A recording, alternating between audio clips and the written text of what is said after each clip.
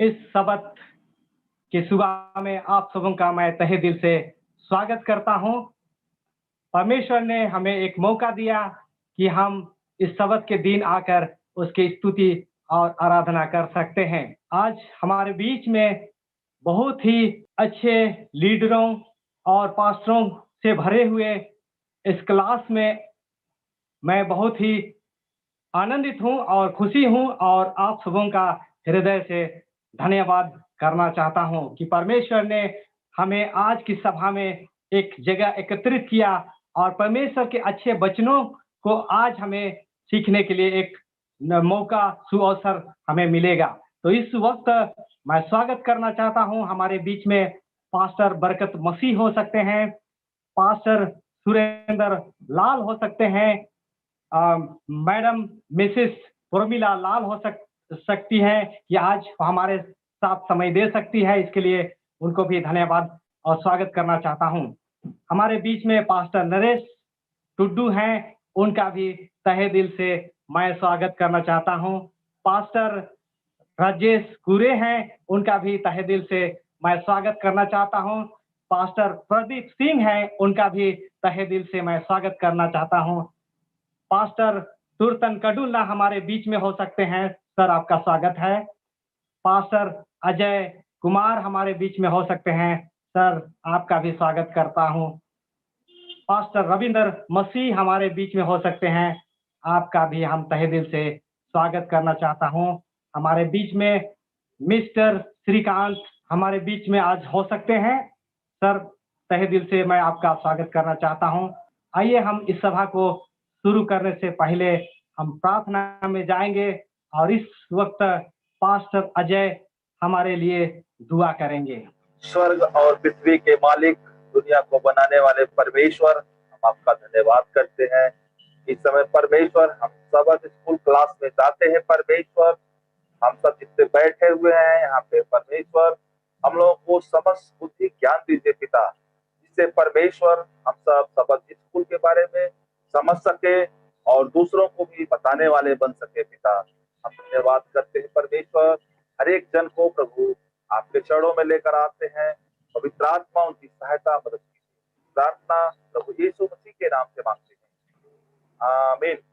आज का जो पाठ है और आज का जो शीर्षक है, शांति का महान राजकुमार, जिसके विषय में आज हम अध्ययन करेंगे। इस सप्ताह हम लोग यशायाह की किताब से उसकी 9 अध्याय से हम बहुत सारे कुछ सीखेंगे और जिस तरह से आज का जो याद वचन यशायाह 9 उसका 6 से लिया गया है, यहाँ पर इस तरह से लिखा गया है, क्योंकि हमारे लिए एक बालक उत्पन्न हुआ, हमें एक पुत्र दिया गया है और प्रभुता उसके कांधे पर होगी और उसका नाम अद्भुत युक्ति करने वाला, पराक्रमी परमेश्वर, अनंत काल का पिता और शांति का राजकुमार रखा जाएगा। यशायाह उसका 9 उसका 6 में पाते हैं।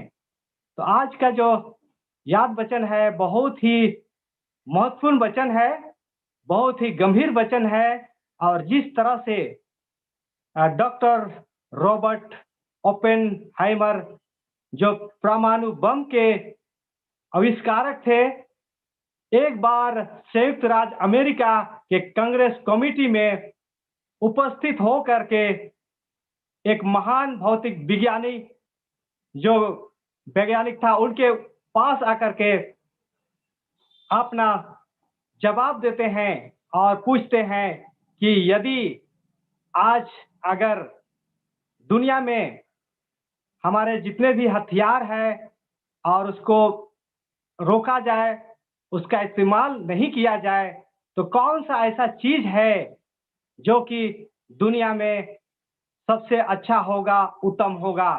तो उनको जवाब मिला, शांति। सचमुच में विश्व में आज जो समस्या है, शांति का समस्या है। बहुत सारे लोग आज अनुमान लगाए कि अगर जब से दुनिया जब सृष्टि हुआ उसके बाद से अगर देखा जाए तो इस दुनिया में करीबन 8% ऐसा समय रहा होगा जब दुनिया शांति में रहा। लेकिन उसके बाद में हम देखते हैं कि दुनिया में बहुत सारा उथल-पुथल, गड़बड़ी पैदा हुआ और लोग विश्व में शांति कायम करना चाहते थे, लेकिन नहीं कर पाए। और आज भी बहुत सारे लोग जो इस दुनिया में हैं, जो विश्व में शांति कायम करना चाहते हैं, और बहुत सारे लोग अगुवाई करते हैं और मदद करते हैं, और उनको बहुत बार शांति का पुरस्कार दिया जाता है, क्योंकि वे शांति कायम करने के लिए दिन और रात वो मेहनत करते हैं। बहुत सारे संघर्ष, बहुत सारे हिंसक घटनाएं होने वाला होता है, लेकिन बहुत सारे ऐसे लोग हैं जो दुनिया में आज शांति स्थापना करने की कोशिश कर रहे हैं। और सचमुच में आज इस सप्ताह आज हम लोग पढ़ेंगे कि सच्ची शांति हमें कहाँ मिलेगा, सच्ची शांति हम कहाँ से प्राप्त कर सकते हैं, और ये हमारे इस विश्व में या तो इस दुनिया में हम किस तरह से सच्ची शांति हम कायम कर सकते हैं। तो आज का जो सवाल है, और उस सवाल पर हम जाएंगे। पहला सवाल जो हमारे पास है, जो कि जिस तरह से मैं आप लोगों से सवाल करना चाहता हूं कि पहला सवाल, संकट भरा अंधकार कैसा होता है, और नबी इससे छुटकारा पाने के लिए कौन सा उपाय बता रहे हैं, कौन सा उपाय बता रहे हैं? संकट भरा अंधकार कैसा होता है? तो यदि आप में से कोई इस सवाल का अगर जवाब देना चाहते हैं, तो इस वक्त आप अपना हाथ खड़ा कर सकते हैं। पास्टर राजेश खुरे, आपका स्वागत है। संकट भरा अंधकार कैसा होता है और नबी इससे छुटकारा पाने के लिए कौन सा उपाय बता रहे हैं? सबसे पहले मैं जो है सवाल का थोड़ा सा डीपली जाऊंगा। मैं चाहता हूं कि आपके पास बाइबल है तो पढ़ सकते हैं। 8 ऐसा का आवश्यकता किताब में से 8 अध्याय और पढ़ चाहेंगे हम 21-22 में। वही लिखा है, वे इस देश में क्लेशित और भूखे फिरते रहेंगे, और जब वे भूखे होंगे तब वे क्रोध में आकर अपने राजा और अपने परमेश्वर को शाप देंगे और अपना मुख ऊपर आकाश की ओर उठाएंगे।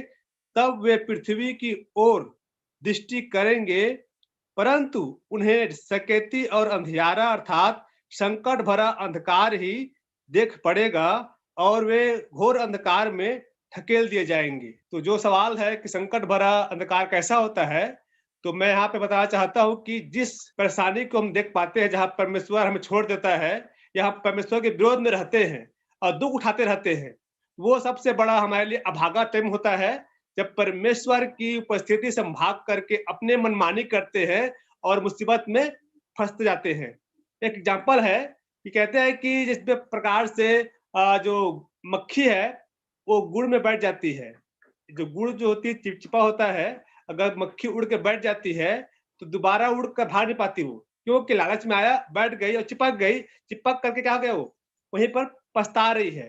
तो वैसे ही है, हम जब परमेश्वर को जो है छोड़ करके जब अपने मनमानी करते हैं और अंधकार में रहते हैं, तो ये जो जीवन होती है हमारी, क्योंकि जानते हैं कि परमेश्वर का जो वचन कहता है कि जो वचन है ज्योति है, और जब ज्योति में हम नहीं रहेंगे तो जाहिर सी बात है हम अंधकार में पहुंच जाएंगे।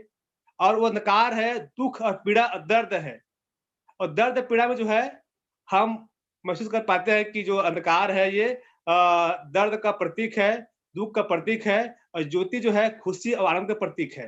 तो वास्तव में जो है संकट का जो बात है या जो भय का बात है, अंधकार की बात है, परमेश्वर का उपस्थिति से दूर जाना ही अंधकार है, संकट है, परेशानी है। पास्टर राजेश, आपका बहुत बहुत धन्यवाद करते हैं कि सचमुच में आप बहुत अच्छी तरह से सवाल का जवाब दिए।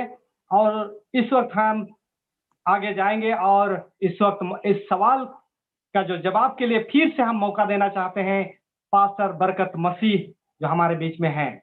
मेरा अनुभव ये है कि संकट भरा समय, अंधकार का समय तब होगा जब परमेश्वर मेरे विरोध में हो जाए, जब परमेश्वर ही मुझसे संवाद करना छोड़ दे।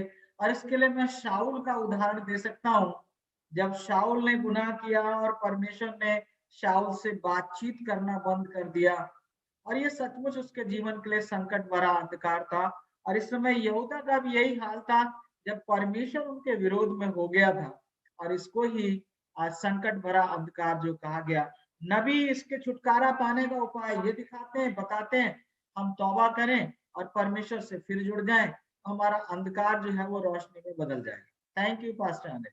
पास्टर बरकत मसीह का हम बहुत धन्यवादी हैं, क्योंकि उन्होंने बहुत अच्छी तरह से बताया कि किस तरह से हमारे जीवन में संकट भरा अंधकार हो सकता है।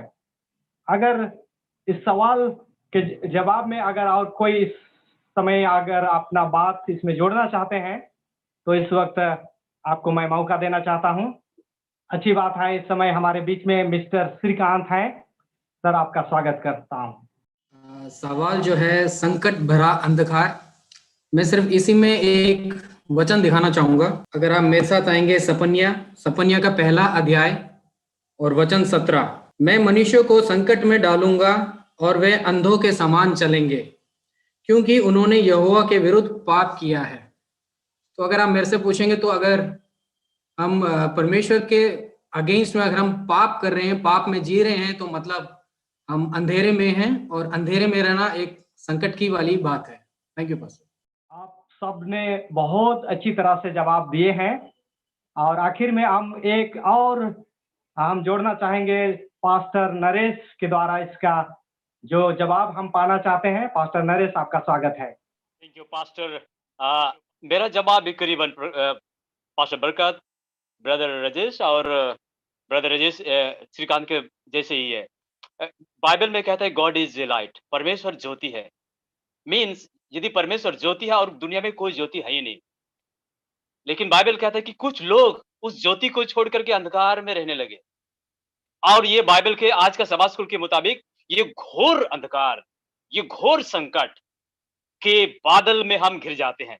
लेकिन नबी, आपने जब कहा कि नबी इससे निकालने का क्या उपाय बताता है, मैं यहाँ पर देखता हूँ यशायाह 9 और उसका 2 में कहता है कि घोर अंधकार में बैठे हुए लोगों ने रोशनी देखा। वाव! सो मीन्स परमेश्वर ज्योति है, जिन्होंने शुरुआत में उस ज्योति को ठुकरा दिया था, वे घोर अंधकार में पड़ गए।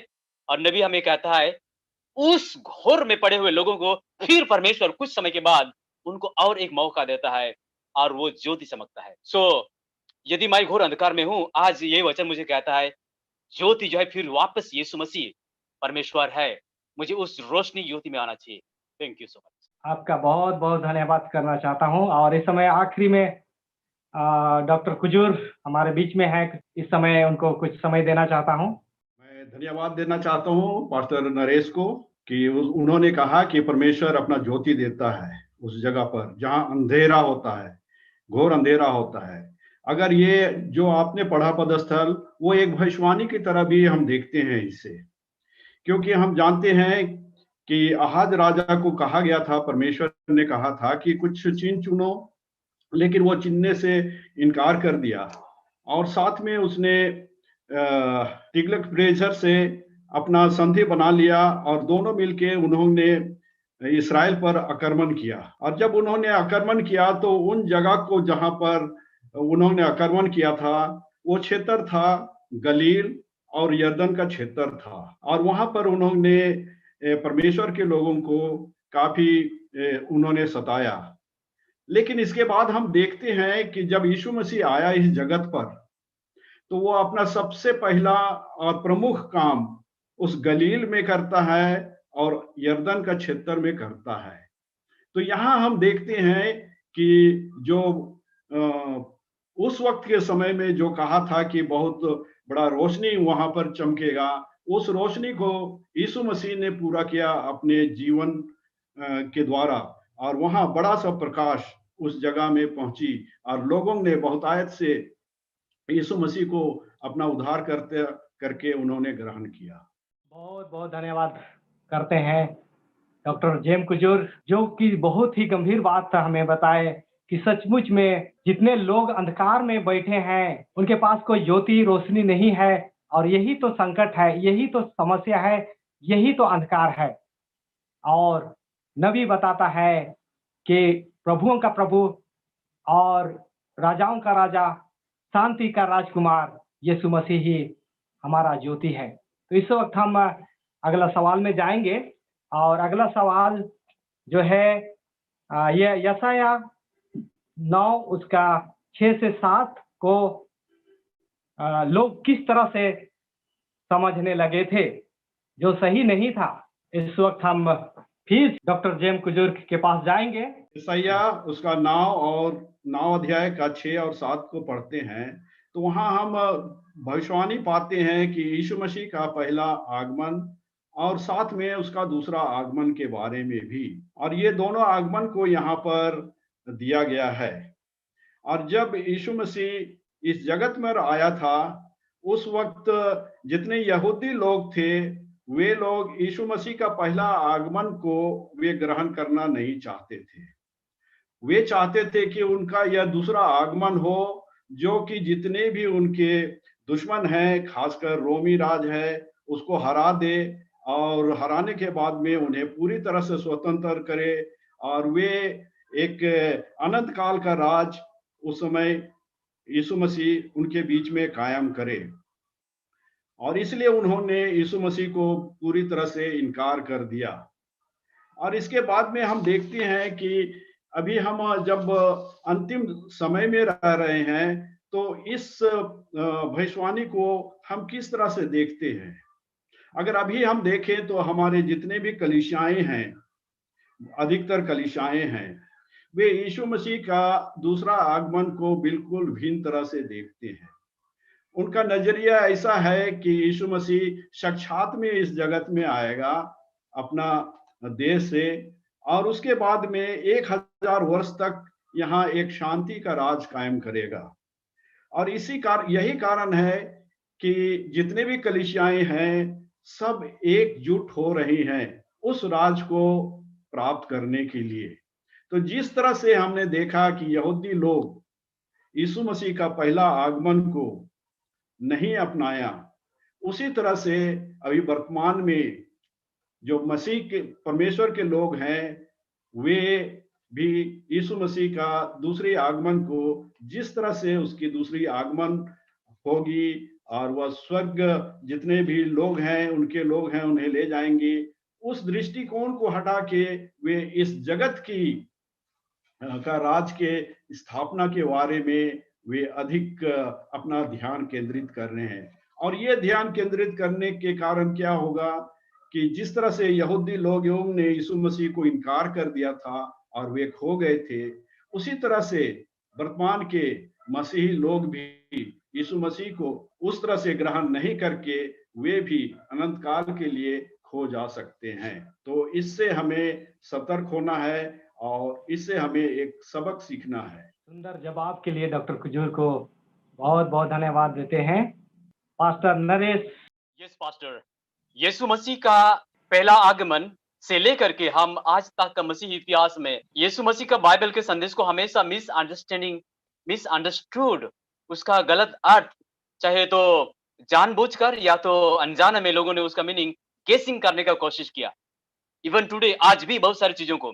लेकिन जब आज का सबक स्कूल लेसन हमें कहता है जब यीशु मसीह पहले बार आया, जिसाया नबी की किताब में 9 और 6-7 में कहता है कि हमारे लिए एक बालक उत्पन्न हुआ है। ये जिसाया के जमाने में इन बातों को लोगों ने गलत तरीके से लिया। कभी कभी हमारे लिए एक बालक जन्मा है, इन बातों को उन लोगों ने राजा हिजकिय्याह से जोड़ के देखा। कभी कभी इन बातों को उन लोगों ने माहिर शाल हेश बाज के से जोड़ के देखा। और ऐसे ही इतिहास में बहुत सारे लोगों को यीशु मसीह का पहला आगमन कि आज हमारे लिए एक बालक जन्म है, इस पैगाम को लोगों ने अलग अलग लोगों के साथ फिट करके उन लोगों नजरिए से देखने लगे।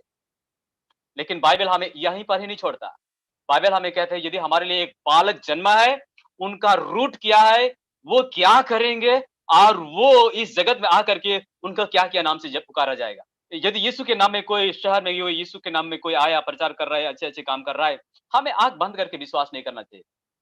हमें बाइबल के बातों को शैतान पर नजर गाड़नी चाहिए। शैतान बहुत चालाक है, वो यीशु का नकल करके बहुत सारे मिसअंडरस्टैंडिंग, और यही वजह है कि दुनिया में हम मसीह लोगों का भिन्न भिन्न अलग अलग एक ही पदस्थल का अलग अलग विश्वास बर्दाश्त है। Thank you pastor. और किन्हीं के पास इस सवाल का जवाब है तो इस वक्त आप खड़ा कर सकते हैं। पास्टर प्रदीप सिंह है, सर आपका स्वागत है। जब हम इस बालक के विषय में यहाँ इशाया 9 और 6 से पढ़ते हैं, इस बालक की खासियत ये भी देखी जाती है कि ये जो बालक है जो पैदा हुआ है, जो यीशु मसीह है, और शैतान इस पृथ्वी पे पहले से मौजूद है। और वो बालक जब इस पृथ्वी पे पैदा हुआ है तो यीशु मसीह के पैदा होने से और क्रूस की मृत्यु तक पहुंचने तक जो बीच में अटकल थी, जो रुकावटें थी, जो हर समय उसमें बाधा उत्पन्न करता है शैतान और रुकावट डालने के लिए, और वो ये नहीं जान रहा है कि जो बालक पैदा हुआ है, जो बालक हमें दिया गया है, वो पूरी सृष्टि का शांति दाता है और राजकुमार है, जो हर एक रुकावट को बीच में से हटा सकता है। पास्टर प्रदीप, तो सुंदर जवाब के लिए आखिरी में हम पास्टर कुरे हैं, उनको समय देना चाहता हूं। मैं यहाँ पर एक विशेष बात ऊपर आप लोगों का ध्यान जो है खींचना चाहता हूँ। जैसा कि यहाँ पर एक बात जो पढ़ सकते हैं, लिखा हुआ है कि उसका जो 7 पद है उसको पढ़ना चाहता हूँ आपके सबके लिए। उसकी प्रभुता सर्वदा बढ़ती रहेगी और उसकी शांति का अंत न होगा, इसलिए वह उसको दाऊद की राजगद्दी पर इस समय से लेकर सौदा के लिए न्याय और धर्म के द्वारा स्थिर किए और संभाले रहेगा। सेनाओं के यहोवा की धुन के द्वारा यह हो जाएगा। तो मैं बता चाह रहा हूँ यहाँ पर कि परमेश्वर ने पहले से तय कर रखा है कि हमारे लिए जब ये परेशानी हो रही है तो एक चीज अवतार होगा, मतलब जन्म होगा। वो ऐसे ऑटोमेटिक जो है वो बड़ा रूप में नहीं आएगा, एक पैदाइश के साथ में आएगा, एक इंसानी तौर पे आएगा और उन समस्याओं में जब घिरे हुए हैं, इन समस्याओं पे जय पाएगा वो। अगर हम जो है उसके और थोड़ा सा पीछे जाएंगे, मैं चाहता हूँ कि एक पद पढ़ूंगा मैं आपके लिए, 7 के 14 यहाँ कहता है, इस कारण प्रभु आप ही तुमको एक चिन्ह देगा, सुनो, एक कुंवारी गर्भवती होगी और पुत्र जनेगी और उसका नाम इमानुएल रखेगी। तो हमारे लिए एक सुनियोजित एक प्लान है और वो बालक होगा, उसके साथ में प्रभुता होगी, उसके कंधे पे सारा जो जिम्मेदारी आएगी या उसको बखूबी निभाएगा भी वो और निभाएगा। लेकिन इस चीज को षड्यंत्र रूप से हम शैतान कह सकते हैं, शैतान ने षड्यंत्र रचा और षड्यंत्र रच करके आज इस शिक्षा को इस प्रकार से बिगाड़ रखा है कि लोग जो है यीशु मसीह को अंगीकार करने के लिए कतरा रहे हैं, जबकि इसके लिए रखा गया है कि पूरी कायनात के लिए, पूरी दुनिया के लिए एक ही नाम दिया गया है जो सबों के लिए जो है पर्याप्त है। लेकिन शैतान जो इससे पहले तो आ करके ये अपना ये जो प्रभुता करेगा, अपना जो है रूप को दिखाएगा, इससे पहले उसने गलत फहमी फैला दिया ताकि लोग भ्रम में पड़े रहे और जब सच्चाई सामने आए तो लोग कन्फ्यूज हो जाए कि ये सही बोल रहा है, को सही बोल रहा है। और मैं यहाँ पर जो है पास्टर टूडू जी का मैं बातों का समर्थन करता हूँ कि वो भरमाने वाला है, वो भरमा कर रखा है, इसलिए वो बातें की शिक्षा की बातें हैं। और आज हम देख रहे हैं कि आज हम सब का जो है हमारे उद्देश्य क्या है कि हम परमेश्वर की सच्ची शिक्षा को पहुंचाए। लेकिन इससे पहले वो क्या कर रखा है, भ्रमित कर रखा है। और इस शांति राजकुमार को ग्रहण करने के लिए, समझने के लिए हमको दिमाग से क्या कर रहा है, अंधा कर दे रहा है। Thank you. बहुत बहुत धन्यवाद कि आपके सुंदर जवाब के लिए कि सचमुच में जो शांति का राजकुमार जो इस पृथ्वी में जो आने वाला था, उससे पहले शैतान इस दुनिया में बहुत सारे चीजें जो कि गलत विचार, गलत सोच, गलत सिद्धांत लोगों के मन में डाल दिया। और इस तरह से इस वचन के अनुसार लोग जो भी राजा जो जन्मता था, राजकुमार जो जन्मता था, तो सोचते थे कि शायद यही हमारा जो आने वाला जो मुक्तिदाता यही होगा। और वो सही सही इस वचन का अर्थ नहीं लगा पा रहे थे। तो सुंदर जवाब के लिए आप सबों को बहुत बहुत मैं धन्यवाद देना चाहता हूँ। अगला सवाल मेरे पास है और शायद इसका जवाब बहुत सरल शब्दों में आप दे सकते हैं। जिस तरह से यहाँ पर मैं तीसरा सवाल आप सबों के सामने मैं रखता हूँ, जब हम गलत करते हैं तब परमेश्वर कौन सा छड़ी व्यवहार करता है और क्यों करता है? क्योंकि परमेश्वर मनुष्य को स्वतंत्र बनाया है। मेरा अनुभव बताता है कि परमेश्वर जिनसे प्रेम करता है उनको अनुशासन की छड़ी उनके लिए इस्तेमाल करता है। उसने स्वतंत्र इच्छा तो हमें दी है, लेकिन चूंकि वो हमसे प्रेम करता है इसलिए वो हमें अनुशासित करके बचाना चाहता है। बहुत बहुत धन्यवाद सर, अच्छी बात है, सुंदर जवाब के लिए। डॉक्टर कुजूर हमारे बीच में है, उनको मैं समय देना चाहता हूँ। मैं एक पदस्थल में पढ़ना चाहता हूँ और ये मिलता है दूसरा पत्रस उसका 3 अध्याय और 9 पद, जो कहता है, प्रभु अपनी प्रतिज्ञा के विषय में देर नहीं करता, जैसे देर कितने लोग समझते हैं, पर तुम्हारे विषय में धीरज धरता है और नहीं चाहता कि कोई नाश हो, वरन यह भी कि सबको मन फिराव का अवसर मिले।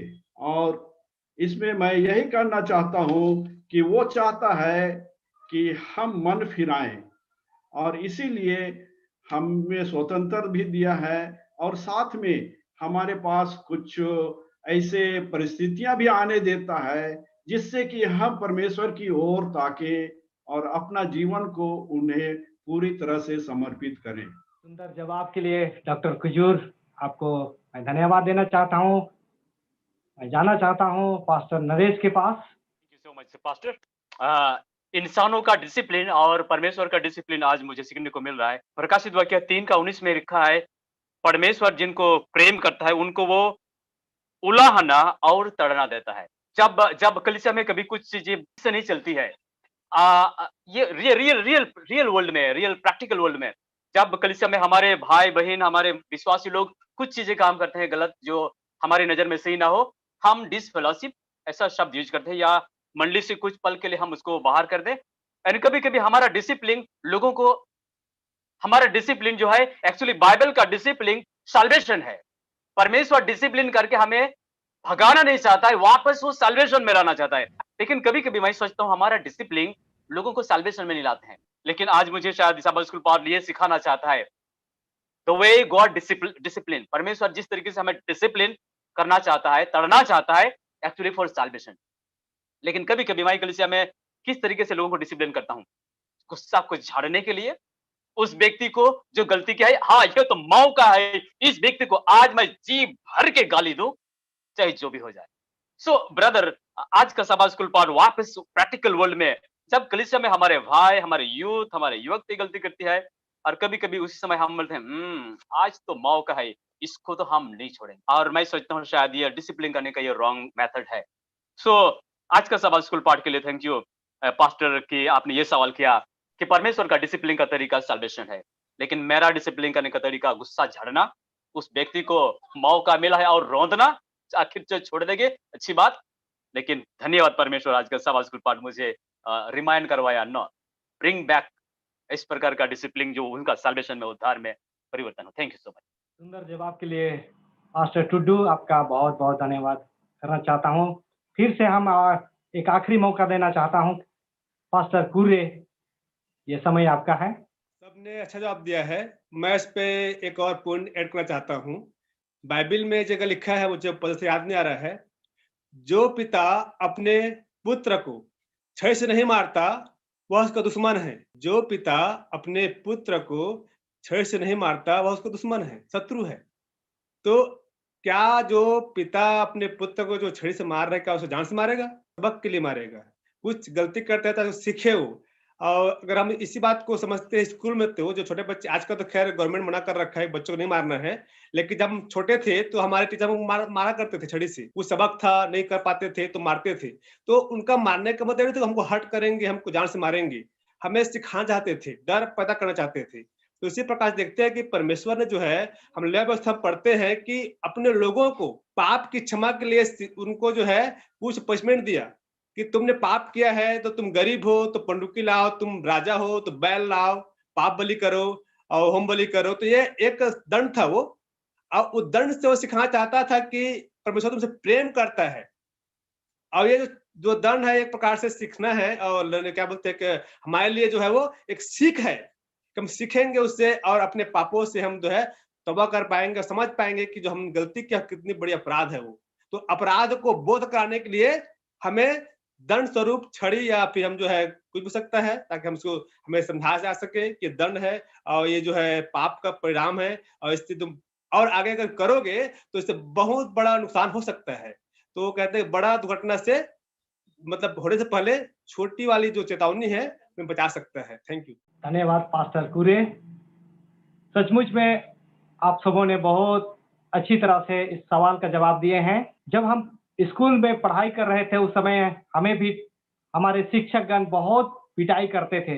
मैं सोचता था कि क्यों पिटाई करते हैं, लेकिन जब आज जा कर के उनसे मिलते हैं तो कहते हैं कि देखो आज कितना अच्छा लड़का बन गया। अगर तुम लोग को नहीं पीटते तो तुम लोग आज इस तरह से अच्छा लड़का नहीं बनता।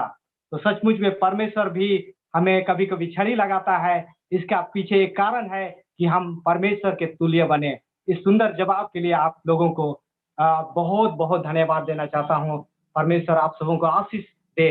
अगला मेरा एक सवाल हमारे मन में उत्पन्न हो रहा है कई एक दिनों से, और मैं सोचता हूँ कि मैं किससे पूछूं, लेकिन आज ये नसीब हुआ कि आप सब मेरे सामने आए हैं और यह मौका को मैं जाने नहीं देना चाहता हूँ। और ये जो सवाल जो उठ रहा है मेरे मन में, जैसे है कि ठूंठ में से एक डाली और जड़ में से एक शाखा से आप क्या समझते हैं? और इस सवाल का जवाब आपके पास है। थैंक यू अच्छे सवाल के लिए। ईशो के ठूठ से एक डाली। हम इस अध्ययन में ये देखते हैं कि ये जो ईशो है और ये ठूठ यानी कि ये दाऊद के उस वंश को उस पीढ़ी को दर्शा रहा है जहां से यीशु मसीह भी जो है पैदा हुआ है। यानी कि जो जड़ थी, जो शुरुआत थी, यहाँ से ये जनरेशन आगे आई और जो परमेश्वर के पद चिन्हों की ओर बढ़े। ये एक बड़ा ठूठ जो कट गया है और जो आने वाले भविष्य में जो लोग थे जो उसके वंश के थे, जैसे यीशु मसीह दाऊद के वंश से जो है एक इंडिकेट किया गया, एक उसकी तरफ इशारा किया गया कि वो उसके दाऊद के वंश से होगा। तो वो डाली जो उसके बाद निकल कर आए और बड़े लोग, तो ये एक उस ठूठ में से निकलती हुई एक कहेंगे हम डाली के समान जो है इसको दर्शाया जा रहा है यहाँ पर। आपका जवाब के लिए बहुत बहुत धन्यवाद मैं करना चाहता हूँ, क्योंकि बहुत सुंदर तरीके से आपने जवाब दिए हैं। मैं यशायाह का 11 अध्याय उसका 10 पद को पढ़ना चाहता हूँ। यहाँ पर हम देखते हैं कि यशायाह का जड़, हमने तो अभी हमें प्रदीप बतलाए थे एक पद से कि वो यशायाह का ठूठ से उसने डाली निकला जो कि यीशु मसीह को बोध करता है कि वो यीशु मसीह दाऊद के घराने से उत्पन्न हुआ। लेकिन यहाँ 10 पद में कहता है यशायाह का जड़, अब जड़ जाता है वो मिट्टी के नीचे जाता है और डाल जाता है वो ऊपर जाता है और ये नीचे जाता है। तो हम इससे ये पद जानते हैं कि यशायाह का यदि हम जड़ को देखें तो आखिरी जड़ हम लोग पहुंचेंगे आदम पर, और आदम को बनाने वाला परमेश्वर था। तो यहाँ पर ये जड़ असल में फिर से बोध करता है कि ये परमेश्वर है जो कि शुरुआत में था और उसने आदम को सृष्टि की। आदम के वंश में दाऊद के घराने आए और उस दाऊद के घराने से यीशु मसीह आया। तो यहाँ दोनों चीज है कि यीशु मसीह जो था कि आदि में था, जो परमेश्वर था और परमेश्वर है, उसने आदम को बनाया। आदम के वंशवाली से हम पाते हैं कि ये दाऊद का घराना आया और इस दाऊद के घराने से हम पाते हैं यीशु मसीह यहाँ फिर आता है। चलिए हम लोग आगे इसको देखेंगे तो हम लोग इसको प्रकाशित वाक्य उसका 22 अध्याय और उसका 16 पद को पढ़ेंगे। मुझ यीशु ने अपने स्वर्गदूत को इसलिए भेजा कि तुम्हारे आगे कलीसियाओं के विषय में इन बातों की गवाही दूं। मैं दाऊद का मूल और वंश और भोर का चमकता हुआ तारा हूं। यानी कि दाऊद का मूल है, उसका जड़ है जिसने आदम को बनाया, और उसका मूल परमेश्वर है और उसके वंश को भी उसने बनाया। और वो परमेश्वर हमारा चमकता हुआ भोर का तारा है, जो कि हमें उद्धार करने वाला परमेश्वर है, जो कि आदि में था, जिसने मनुष्य की सृष्टि की और मनुष्य रूप में वो इस जगत में आया और मनुष्यों का उद्धार किया। और इसे मैं यही समझता हूं कि यीशु मसीह हमारा परमेश्वर है, जिसने हमें बनाया है और हमारा उद्धार भी किया है। बहुत बहुत धन्यवाद देना चाहता हूं डॉक्टर कुजूर के सुंदर जवाब के लिए। आपने जो जवाब दिए है बहुत अच्छा जवाब हमें मिला है कि सचमुच में ये ठूंठ और जो डाली, जो शाखा, जिसके विषय में हमारे समझ से परे हम सोचते हैं कि इसका मतलब क्या होता है, बाइबल में इसका अर्थ क्या। लेकिन जिस तरह से आपने बताया कि जिस तरह से वचन में वर्णन किया गया है कि उसमें से एक डाली निकलेगी, उस ठूंठ से जिस तरह से कहा गया है कि उस ठूंठ से डाली निकलेगी और शाखा से जो जड़ से शाखा निकलेगी। तो ये सुंदर जवाब के लिए सर को बहुत बहुत धन्यवाद करना चाहता हूँ। और इस वक्त हमारा लास्ट और आखिरी सवाल है, और यह है शांति का राजकुमार कहने का मतलब क्या है? क्या लोगों के अंदर में शांति नहीं था? मेरा अनुभव ये है कि परमेश्वर के बिना कोई शांति नहीं है। और ये जो इस्राएल के लोग थे, यहूदा के लोग थे, इनके बारे में हम यशायाह नबी की किताब से पढ़ रहे हैं, इन्होंने परमेश्वर को त्याग दिया था। और जब परमेश्वर प्रकट हुआ, जब परमेश्वर उनके बीच में आया, तब शांति आई। ये एक ऐसी चीज है, जहां पाप है वहां पर शांति नहीं है, जहां पर पाप है वहां परमेश्वर नहीं है। तो जब परमेश्वर के साथ हमारा रिश्ता जुड़ता है तो पाप हमारा धुल जाता है और परमेश्वर की उपस्थिति हमारे साथ होती है। यही शांति है जिसका मैं अनुभव कर सकता हूं, आप अनुभव कर सकते हैं। परमेश्वर की उपस्थिति हमारे बीच में होना, परमेश्वर के हमारे साथ साथ होना, ये शांति है। और जिनके साथ ये परमेश्वर नहीं है वो अशांत होते हैं। धन्यवाद पास्टर बरकत। इस समय हम पास्टर नरेश के पास जाते हैं। थैंक यू पास्टर लकड़ा। ये जो दुनिया है हमारे, बहुत ही अजीब दुनिया है। जब मैं न्यूज फॉलो करता हूँ, हमारे राजनीतिक नेताओं का स्पीच को मैं देखता हूँ, वाकई पूरे वर्ल्ड, हर मानव सभ्यता शांति के भूखे और प्यासे हैं। हमारे देश में पॉलिटिकल लेवल में कितनी बड़ी-बड़ी शिखर सम्मेलन होती है जहां पर शांति है ना, पीस ट्रीटी। ये आज की नहीं है, ये सदियों से इतने बड़े-बड़े राष्ट्र लेवल में पीस ट्रीटी होने के बावजूद भी क्या हम कह सकते हैं हमारे नेशंस में, हमारे राष्ट्र में, हमारे फैमिली, छोटे यूनिट से लेकर के राष्ट्र तक जाइए, क्या वाकई में शांति है? मुझे लगता है, अगर मैं गलत हूं मुझे आप लोग करेक्ट कीजिए, मुझे शांति नजर नहीं आता है। शांति से ज्यादा मुझे अशांति का ही नजर आता है। और आज जब बाइबल का सभा स्कूल के द्वारा मुझे ये संदेश मिल रहा है, एक्चुअली प्रॉब्लम मैं देख सकता हूँ, सॉल्यूशन के लिए हम लोग नहीं जाते हैं शायद सही जगह। यहाँ जिसाया 9 और उसका 8 में 6 में कहता है, शांति के राजकुमार। जो व्यक्ति सही व्यक्ति नहीं है, उसके पास हम कुछ चीज मांगने गए हैं तो शायद वो चीज नहीं दे पाएगा। इस दुनिया में इतने अच्छे-अच्छे बड़े-बड़े महापुरुष लोग आ गए, बहुत अच्छे-अच्छे काम किए, वाकई सलाम करने लायक है। लेकिन यीशु मसीह को मैं किस नजरिए से देखता हूँ आज का सभा स्कूल के द्वारा? The prince of the peace, शांति का वो दाता है। यीशु मसीह यदि इस संसार के राजनेताओं को, हमारे सोसाइटी के लोगों को, हमारे कम्युनिटी के लोगों को अगर वो देना चाहेंगे और वो लोग देंगे तो पीस। और इसलिए शायद राष्ट्र लेवल में बड़ी-बड़ी कभी-कभी हम लोग पीस पाने के लिए 5 मिनट का मौन रखते हैं, 10 मिनट 2-3 सेकंड का मौन रखते हैं। ये पीस नहीं है, ये क्वाइट हम कह सकते हैं, या एक शांतिपूर्ण माहौल। मतलब पीस 5 मिनट का, 1 सेकंड का, कान नाक बंद करके मौन रखने से शांति नहीं आता। इसीलिए आज मुझे सभा स्कूल पाठ ये दिलाता है, जब तक the prince of the peace, जहां वो स्रोत है, उसके पास हम नहीं आएंगे, जितना भी बड़े-बड़े हम राष्ट्र लेवल में हम पीस ट्रीटी बनाए, शायद हम एब्सोल्युटली फेल होंगे। क्योंकि उससे शांति नहीं मिलती, क्योंकि हम असल शांति देने वाले को हमने पीछे रखा और हम अपने आप में शांति ढूँढ रहे हैं।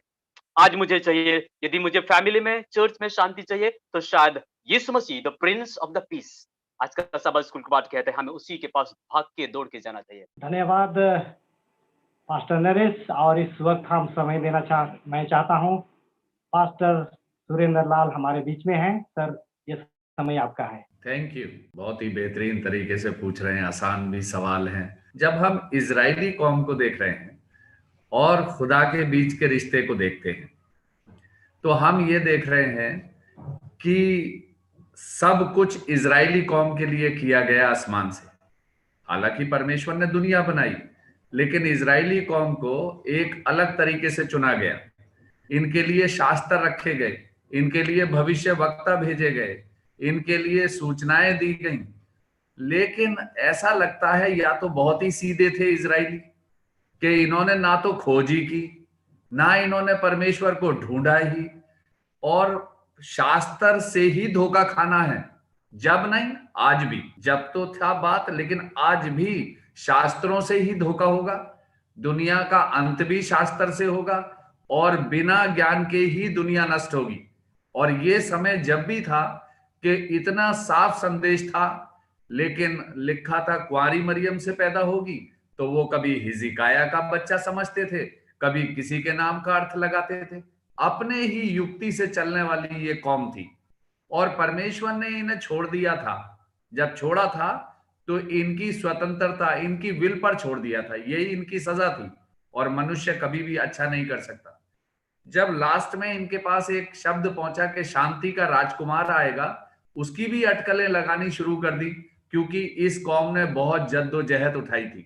मूसा के टाइम से जब इन्होंने पढ़ना शुरू करा, 400 साल की गुलामी में चले गए, फिर देखो बाबुल की गुलामी में चले गए। तो ये तो अपने पुरखाओं से यही सुनते रहे कि हमें तो हमेशा गुलामी ही में भेजा जाता रहा। और गुलामी इनके दिमाग में इतना डर बैठ गया कि भाई गुलामी में बताते थे कि ऐसा होता था, वैसा होता था, काम बहुत कराया जाता था, घोड़े मारे जाते थे। तो ये डर इनके दिमाग में इतना बैठा था कि इजरायली बहुत डरी हुई कौम थी। लेकिन फिर भी उसने परमेश्वर की ओर मन नहीं फिराया। पहले उसकी आज्ञाओं को नहीं माना तो चली गई वो 400 साल की गुलामी में मिस्र में। उसके बाद जो उनके पास दास भेजे जाते रहे, कितनों को उन्होंने मार दिया। क्या हमारे हिसाब से प्रोफेसी करो, और आसपास की कौमों को देखकर काम करने लगे। और परमेश्वर दिखाता था तो ये बीच में एक छोटी कौम थी, लेकिन इसके पास अब परमेश्वर ने कहा एक शांति का राजकुमार उत्पन्न होगा, तब तुम्हारे लिए शांति होगी। लेकिन तब भी इजरायली कौम ने उस पर यकीन नहीं किया। वो तो इतने डरे हुए थे, इतना फोबिया था दिमाग में कि वो यीशु तक पहुंचे ही नहीं। और अगर हम देखते हैं तो आज भी पूर्ण रीति से यीशु मसीह पर वो विश्वास नहीं करते। लेकिन मैं आपको एक बात जोड़ना चाहता हूं कि एक अच्छा चर्च परमेश्वर ने दिया, और वो है सेवेंथ डे एडवेंटिस्ट चर्च, जिसको परमेश्वर ने पूर्ण शास्त्र को जानने का ज्ञान दिया, एक अच्छी भविष्य वक्तन दी, जिन्होंने बाइबल को खोलकर बताया। और आज इस चर्च के पास्टर लोग वो पंडित कहलाए जाते हैं जिन्होंने शास्त्रों की बेहतर स्टडी करी और समाज को और लोगों को बाइबल समझाने का बहुत अच्छा काम किया। तो अब हम अच्छी तरह समझ सकते हैं कि शांति का राजकुमार कोई और नहीं, केवल वही इमानुएल और यीशु मसीह है। सुंदर जवाब के लिए पास्टर लाल आपको बहुत बहुत धन्यवाद करते हैं कि सचमुच में इतने देर के बाद आपके पास एक सुंदर जवाब हमें मिला। तो इस सुंदर जवाब के लिए पास्टर लाल को बहुत बहुत धन्यवाद करते हैं। हम और एक मौका देना चाहते हैं डॉक्टर जेम को, जो हमारे बीच में है। यहाँ यशायाह का किताब, उसका 32 अध्याय, उसका 17 और 18 कहता है कि शांति केवल धार्मिकता के साथ आती है। और यिर्मयाह 23 उसका 5 और 6, 33 उसका 15 और 16 कहता है कि और यीशु मसीह धार्मी राजा है, जो मनुष्यों के लिए अपनी धार्मिकता को लागू करता है और प्रदान करता है। वह जगत में शांति लाने के लिए आया था और उसने शांति लाई, और जो लोग उसकी धार्मिकता को ग्रहण करते हैं वे शांति पाएंगे। सुंदर जवाब के लिए डॉक्टर फिजूर को बहुत बहुत धन्यवाद करते हैं कि सचमुच में जो जवाब दिए हैं बेहतरीन तौर से कि सचमुच में वचन के साथ उन्होंने हमें जवाब दिए हैं। डॉक्टर जेम कुजूर को बहुत बहुत धन्यवाद करते हैं। इस समय हमारे बीच में श्रीकांत सर हैं। Thank you pastor. एक और एक पॉइंट मैं जोड़ना चाहूँगा।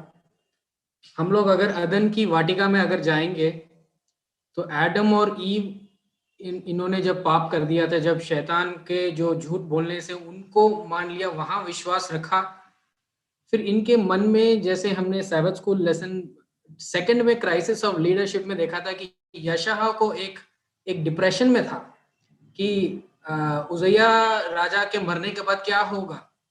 तो वैसे ही वहां पर भी एडम और ईव को भी एक डिप्रेशन में थे कि अभी हमने पाप कर दिया, अब क्या होगा। फिर परमेश्वर ने वहां पर एक मैं वचन दिखाना चाहूंगा, उत्पत्ति 3 और उसका 15, और मैं तेरे और इस स्त्री के बीच में और तेरे वंश और इसके वंश के बीच में बैर उत्पन्न करूंगा, वह तेरे सिर को कुचल डालेगा और तू उसकी एड़ी को डसेगा। तो यहाँ पर एक होप मिल जाता है, एक शांति मिल जाती है, एक सुकून मिल जाता है एडम और ईव को। परमेश्वर का ये जो एक कमांड जो उन्होंने दिया है शैतान को कि हाँ, मैंने पाप करने के बाद भी ऐसा नहीं है कि अब खत्म हो चुका है, लेकिन इसके बाद भी कुछ तरीका है, कुछ सोल्यूशन है। और अगर हम यशायाह के पीरियड में जाएंगे तो वहां पर भी एक वचन पास्टर राजेश ने हमको दिखाया था कि इस कारण प्रभु आपकी तुम एक चिन्ह देगा, सुनो, एक कुमारी गर्भवती होगी और पुत्र जनेगी। तो आज भी यशायाह के पीरियड में भी उनको एक सुकून मिला, एक शांति मिली कि एक बालक होगा जिससे हमें सैल्वेशन मिलेगा। और आज हम सभी के लिए एक शांति है कि यीशु मसीह है, कि हम कोई भी क्राइसिस में आ जाए, कोई भी पाप में गिर जाए या फिर कोई भी एडिक्शन या कोई भी प्रॉब्लम में फंस जाए, अगर हम यूहन्ना 14:14 जैसे कहते हैं कि उनके नाम से हम कुछ भी मांगेंगे कि वो जरूर करेंगे, तो शांति का राजकुमार सिर्फ वही है। धन्यवाद। सुंदर जवाब के लिए सर आपका बहुत बहुत धन्यवाद करते हैं। तो इस वक्त जिस तरह से हमने आज का अध्ययन माला में जो हमने सीखा है कि सचमुच में परम पिता परमेश्वर जो मानव जाति का परमेश्वर है, वो आज हम सबों के साथ एक साथ रहने के लिए, एक साथ जोड़ने के लिए अपना ही प्रिय बेटा को हमारे लिए कुर्बान कर दिया। और आज दुनिया में जो अशांति है, उनका विशेष एक मूल कारण है, वह है उनके पास परमेश्वर का पुत्र यीशु मसीह नहीं होने के कारण ही आज दुनिया में अशांति है। आज लोग शांति का राजकुमार को यदि ग्रहण करते तो सचमुच में उनके हृदय में शांति होता। और आज परमेश्वर हम सबों के लिए एक अपना इकलौता बेटा कुर्बान किया ताकि हम उसके द्वारा उससे मेल मिलाप कर सकते हैं, उनके पास आ सकते हैं, और वो हमेशा तरसते हैं कि हम उनकी ओर मन फिराएं। उनके भेजा हुआ एक राजकुमार जो शांति का राजकुमार है, उसको अपने हृदय में जगा दें ताकि हम उसके बेटा और बेटियां हो सके।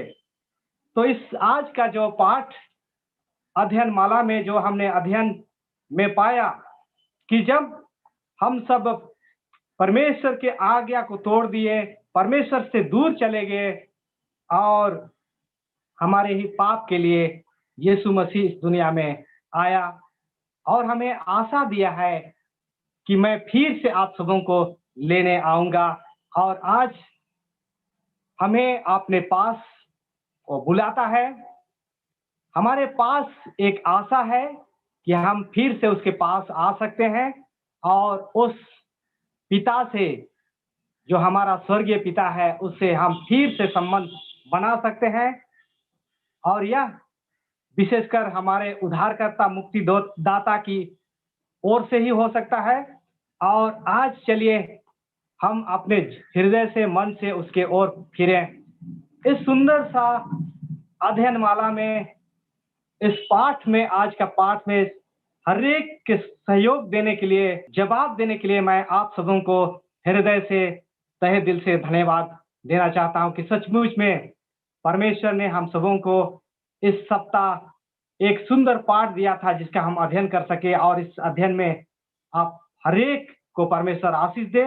और इस वक्त हम इस सभा को अंत करेंगे, और इस वक्त हमारे बीच में पास्टर राजेश हैं। अनुरोध करते हैं कि वे प्रार्थना करेंगे और इस सभा का अंत करेंगे। आइए प्रार्थना करेंगे। हे प्यारे पिता, जगत के बनाने वाले प्रभु जी, आप अंतर्यामी हैं, सर्वव्यापी है, सर्वशक्तिमान है। पिता, हम आपको धन्यवाद रूपी भेंट चढ़ाते हैं क्योंकि आप धन्यवाद के योग्य हैं।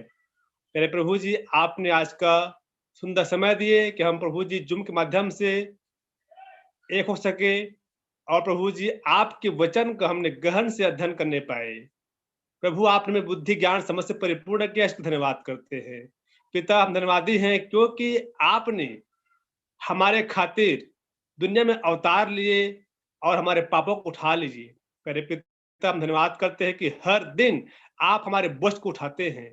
पिता, हम धन्यवादी है कि आपने हमें अपने लहू से खरीदा है, और आपने हमसे कहा है जैसे मैं पवित्र हूँ वैसे तुम पवित्र बनो। मेरे परमेश्वर, हमें आपके योग्य बनने में हमें अगुवाई कीजिए। और पिता परमेश्वर, आज का जो वचन शांति का राजकुमार का जो शीर्षक के तहत हमने जो अध्ययन किया है, होंदे प्रभु जी की बातें हमारे हृदय में रोपे जाए और 70 गुना 100 गुना फल ला सके। मेरे पिता, हम धनों को प्रभु जी दूसरों के साथ बांट सके, और प्रभु जी हम इससे बढ़कर हम आपके आज्ञानुसार अपने जीवन को तैयार कर सके। मेरे पिता, होंदे खुदावन, इस प्रकार प्रभु जी प्रोग्राम में हमें और अगुवाई कीजिए, ताकि पिता परमेश्वर बहु से जो खोए हुए भेड़ है हम उन तक पहुंच सके, हमें इस्तेमाल करें। प्रभु जी, आपने हमें चुना है ताकि हम आपके कार्य को पूरा कर सके। पिता, हर एक बातों में आपको धन्यवाद करते हैं। धन्यवाद करते हुए विनती मांगते उद्धार करता परमेश्वर मसीह के नाम से, आमीन।